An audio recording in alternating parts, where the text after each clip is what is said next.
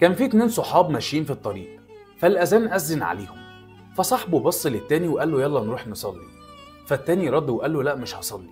فصاحبه قعد يتناقش معاه عشان يروحوا يصلوا مع بعض لحد لما وصلوا عند باب المسجد، وبرضه صاحبه قعد يقول له يلا نخش نصلي، والتاني مصمم يقف بره يستناه لحد لما يخلص صلاة.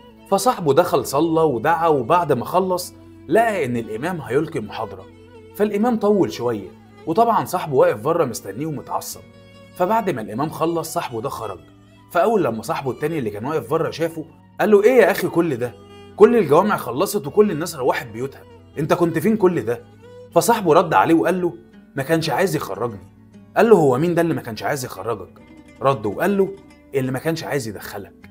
انت متخيل ان رب الكون مش عايز يشوفك؟ زي مثلا لو حد انت ما بتحبوش وشفته في الشارع ومش عايز تعزم عليه وتدخله بيتك، ولله المثل الاعلى. المقصود بكلامي ده انك لو ما بتصليش وحاسس ان ده عادي ومفيش حاجه كبيره ناقصاك وانت مبسوط بده، اعرف انك في كارثه كبيره. انت فاقد اهم حاجه في حياتك، اللي هي صلتك بينك وبين ربك. تخيل يعني ايه انك ما بتشوفش ربنا ولا مره في يومك، بينادي عليك 5 مرات وانت ولا مره بتروح له. راجع نفسك كويس، لأن أول حاجة هتسأل عليها هي صلاتك. سلام.